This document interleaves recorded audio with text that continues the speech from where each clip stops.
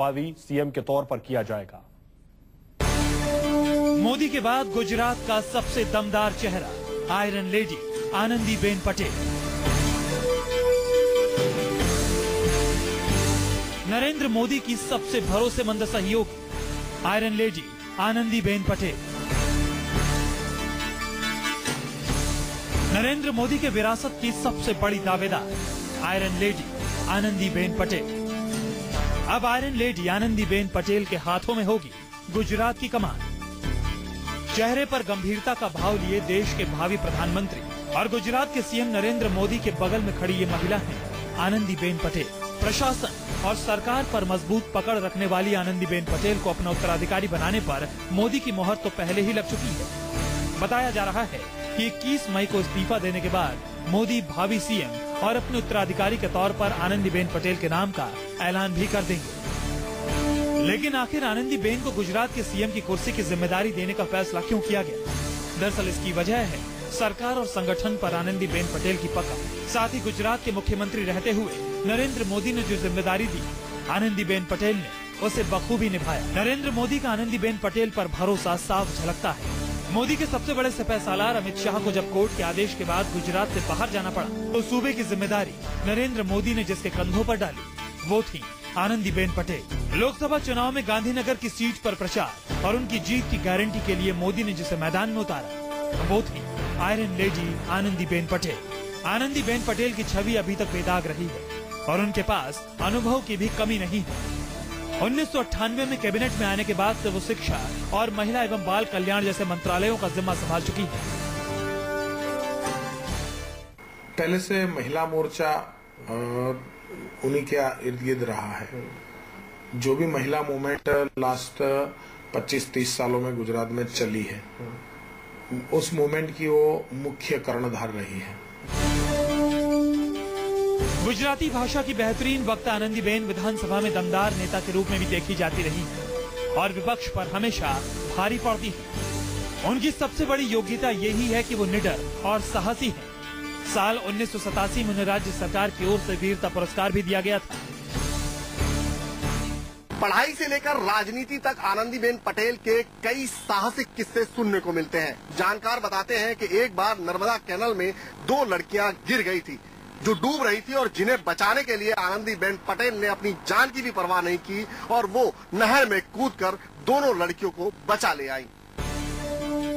आनंदीबेन पर मोदी पूरी तरह भरोसा कर सकते हैं। माना जाता है कि आनंदीबेन पटेल काम को अधूरा नहीं छोड़ती और सरकार के फैसलों को लागू करने की इच्छा शक्ति रखती है। सरकार के कामकाज और शासन प्रशासन को लेकर आनंदीबेन पटेल का रुख बेहद कड़ा है। नरेंद्र मोदी भी आनंदी के इसी गुण से काफी प्रभावित है। दरअसल साल 1998 से 2007 तक प्राइमरी शिक्षा विभाग की मंत्री के तौर पर रहते हुए आनंदीबेन ने अध्यापकों के तबादले और नियुक्तियों की नई व्यवस्था तैयार की। राज्य में शिक्षकों के तबादलों और नियुक्तियों में सिफारिश को लगभग खत्म कर दिया। लड़कियों के स्कूल छोड़ने की दर में काफी गिरावट आई। आनंदीबेन के कामकाज संभालने से पहले बिचौली अध्यापकों का तबादला कराने में रिश्वत के रूप में मोटी कमाई करते थे, लेकिन आनंदीबेन ने कड़ाई से उसे निपटने की रणनीति अपनाई। करप्शन में भी एजुकेशन में शिक्षक की भर्ती करना, ये कम से कम हर शिक्षक की भर्ती में 1 लाख, 1.5 लाख, 2 लाख इस प्रकार का करप्शन होता था। उसको ट्रांसपेरेंट इन्होंने किया।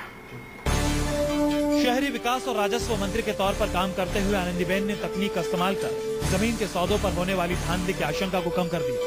शहरी योजना में भी गड़बड़ियां रोकने के लिए सैटेलाइट तस्वीरों का इस्तेमाल किया गया। आनंदीबेन पटेल की खासियत है कि वो सरकारी कामकाज को बेहद चुस्ती और फुर्ती से निपटाती हैं। साथ ही दफ्तर से काम करने के बजाय क्षेत्र के दौरों और परियोजनाओं के निरीक्षण पर ज्यादा जोर देती हैं। जाहिर है मोदी ने अपने उत्तराधिकारी के तौर पर एक ताकतवर और निडर महिला को कामकाज सौंपने का फैसला किया है। गुजरात सरकार में मोदी के बाद अगर कोई सबसे ताकतवर मंत्री है तो वो है आनंदीबेन पटेल। वजह है बीजेपी कार्यकर्ताओं, नेताओं और नौकरशाहों में गजब की पकड़। यही वजह है कि मोदी के उत्तराधिकारी की जब बात आई तो नजरें आनंदीबेन पटेल पर टिक गई, क्योंकि मोदी के बाद गुजरात को एक ऐसा नेता चाहिए था जो न सिर्फ सरकार और संगठन को साथ में लेकर चल सके बल्कि विपक्ष पर भी लगाम लगा सके। आज की राजनीति में आनंदीबेन पटेल कोई नया चेहरा नहीं है। आनंदीबेन लगातार 4 बार कैबिनेट मंत्री रह चुकी हैं, साथ ही 4 बार चुनाव जीतने वाली गुजरात की इकलौती महिला विधायक भी हैं। ऐसे में आनंदीबेन पटेल को नरेंद्र मोदी के बाद गुजरात बीजेपी का सबसे ताकतवर चेहरा माना जाता है। साहसी, निडर, अनुशासित और कार्यकुशल। दिल्ली की सत्ता पर नरेंद्र मोदी के काबिज होने के साथ गुजरात की बागडोर संभालने का सवाल पैदा होते ही मोदी कैबिनेट की एक ताकतवर मंत्री का नाम सबकी जुबान पर आ गया। गुजरात की राजनीति में ना तो ये नाम नया है और ना ही मोदी सरकार में उनकी सत्ता की हनक से कोई अनजान है। एक महिला, एक ताकतवर मंत्री और बीजेपी की एक साहसी, सक्षम और अनुशासित सिपाही, जिसे गुजरात की आयरन लेडी भी कहा जाता है। इसी महीने की 21 तारीख को मोदी गुजरात के सीएम की कुर्सी छोड़ेंगे। इसके पहले ही अगले मुख्यमंत्री के तौर पर आनंदीबेन पटेल के नाम पर मुहर लग चुकी है। ये तय माना जा रहा है कि गुजरात के सीएम की जिम्मेदारी अब आनंदीबेन पटेल को मिलेगी। संगठन से लेकर सरकार तक आनंदीबेन की पकड़ का अंदाजा इसी बात से लगाया जा सकता है कि बीजेपी के कई दिग्गज नेताओं के बीच अगले सीएम के तौर पर आनंदीबेन पटेल का नाम सबसे ऊपर चल रहा है। मुख्यमंत्री पद की दावेदार आनंदीबेन पटेल को गुजरात कैबिनेट की सबसे अनुभवी मंत्रियों में से एक माना जाता है और 71 साल की आनंदीबेन लगातार 4 बार कैबिनेट मंत्री बनने वाली गुजरात की इकलौती महिला विधायक है। इसके अलावा गुजरात की आयरन लेडी के नाम कई और रिकॉर्ड भी दर्ज है। आनंदीबेन पटेल साल 1988 में बीजेपी में शामिल हुई। वे 1998 से गुजरात विधानसभा की सदस्य हैं। 4 बार चुनाव जीतने वाली गुजरात की इकलौती महिला विधायक है। नरेंद्र मोदी की उत्तराधिकारी मानी जा रही आनंदीबेन पटेल ने राजनीति में लंबा सफर तय किया है, लेकिन गुजरात के मेहसाणा में जन्मी आनंदीबेन पहले राजनीति में नहीं आना चाहती थी। गुजरात की आयरन लेडी कही जाने वाली आनंदीबेन महिलाओं के सशक्तिकरण के लिए काम करना चाहती थी, लेकिन साल 1985 में गुजरात के कच्छ में आए भयंकर सूखे ने उनकी सोच बदल दी। आनंदी बीजेपी में शामिल हो गई। उसके बाद उन्होंने कभी पीछे मुड़कर नहीं देखा। गुजरात सरकार में कैबिनेट मंत्री के तौर पर आनंदीबेन के पास आज राजस्व, शहरी विकास, शहरी आवास, सड़क और आपदा प्रबंधन जैसे महत्वपूर्ण विभाग हैं। अपनी मेहनत, किस्मत और लगन के दम पर गुजरात की भावी सीएम मानी जा रही आनंदीबेन पटेल ने तेजी से संगठन और सरकार में तरक्की की सीढ़ियां चढ़ी। 1994 में आनंदीबेन राज्यसभा की सदस्य चुनी गई। 1998 के विधानसभा चुनाव में जीत के बाद उन्हें केशुभाई सरकार में जगह मिली। केशुभाई सरकार में आनंदीबेन को शिक्षा विभाग की जिम्मेदारी सौंपी गई। आनंदीबेन हमेशा ही नरेंद्र मोदी की गुड बुक में रही हैं। साफ है, नरेंद्र मोदी के दिल्ली कूच के बाद गुजरात में उनका उत्तराधिकारी चुनने की बारी आई तो एक बार फिर गुजरात की आयरन लेडी का नाम सबसे ऊपर है। नरेंद्र मोदी के गुजरात से दिल्ली कूच के बाद क्या गुजरात आने वाली चुनौतियों का सामना कर पाएगा? गुजरात की भावी सीएम मानी जा रही आनंदीबेन पटेल के सामने सबसे बड़ा सवाल यही है। साथ ही एक और आनंदीबेन पटेल के सामने गुजरात को आगे ले जाने की चुनौती है, तो दूसरी ओर गुजरात की जनता की उम्मीदों का बोझ भी उनके सिर पर है। अब आपने मोदी को बड़ौदा का नहीं रहने दिया, देश का बना दिया। आप ही ने बना दिया, मैं क्या करूं? आप ही ने मुझे बना दिया। गुजरात मतलब मोदी, मोदी मतलब गुजरात।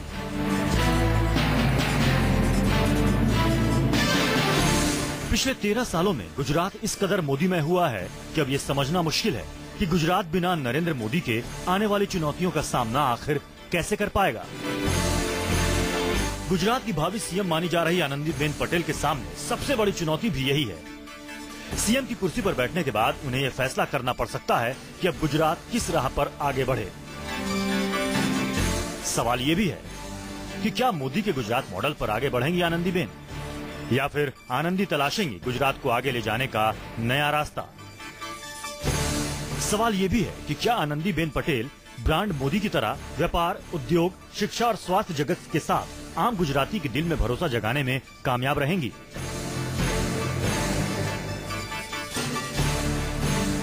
मोदी के करिश्माई व्यक्तित्व के आगे आनंदीबेन का कद बेहद छोटा नजर आता है। लेकिन गुजरात की जनता की उम्मीदें उनसे कम नहीं है। उम्मीदों का यही बोझ आनंदीबेन पटेल के लिए भारी पड़ सकता है।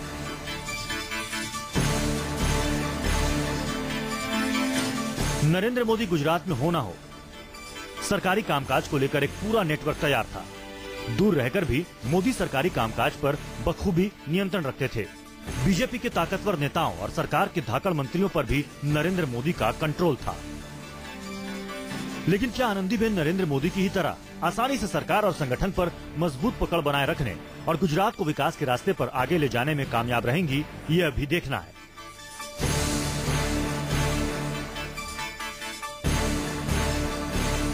सत्ता संभालने के पहले ही आनंदीबेन के व्यक्तित्व को लेकर भी सवाल उठाए जा रहे हैं। सूत्रों के मुताबिक आनंदीबेन के बारे में आम धारणा ये है कि वे हंसमुख नहीं हैं और पार्टी कार्यकर्ताओं के साथ दोस्ताना व्यवहार नहीं रखती। पार्टी के अंदर ही आनंदी को अभी अपने विरोधियों से भी निपटना होगा। उनकी राजनीतिक प्रबंधन की क्षमता को भी काफी सीमित माना जाता है।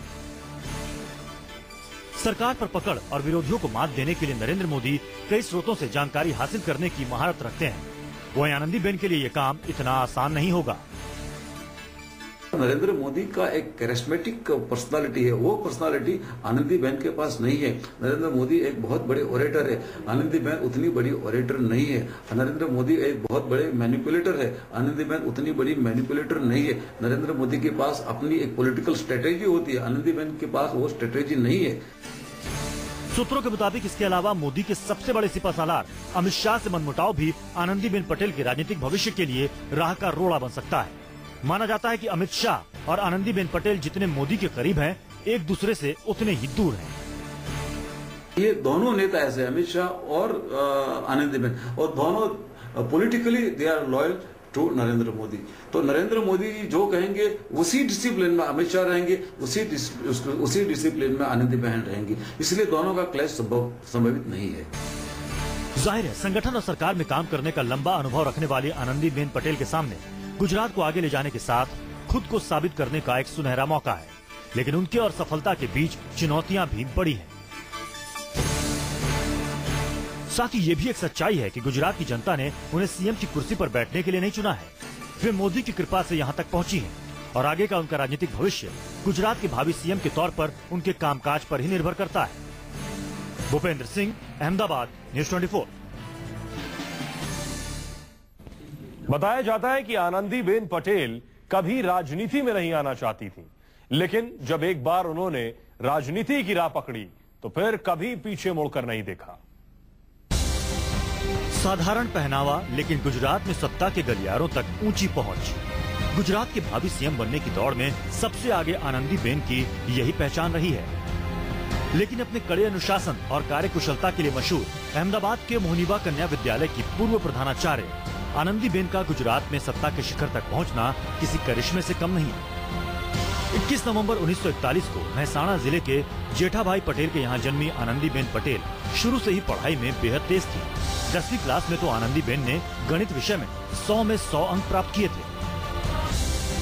4वीं क्लास के बाद आनंदीबेन ने लड़कों के स्कूल में पढ़ाई की, जहाँ करीब 700 लड़कों के बीच वे अकेली लड़की थी। स्कूल में खेल में भी आगे रहने वाली आनंदीबेन को उनकी उपलब्धि के लिए उन्हें वीर बाला पुरस्कार से सम्मानित किया गया। साल 1960 में जब आनंदीबेन ने कॉलेज में दाखिला लिया तो वे पूरे कॉलेज में साइंस की क्लास में अकेली लड़की थी। कॉलेज की पढ़ाई के बाद आनंदीबेन पटेल महिला विकास गृह में शामिल हो गयी, जहाँ उन्होंने 50 से अधिक विधवाओं के लिए व्यावसायिक पाठ्यक्रमों की शुरुआत की।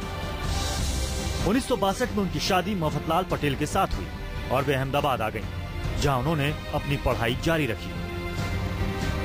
साल 1970 में प्राथमिक शिक्षक के रूप में अहमदाबाद के मोहनीबा कन्या विद्यालय में टीचर और फिर प्रिंसिपल बनी।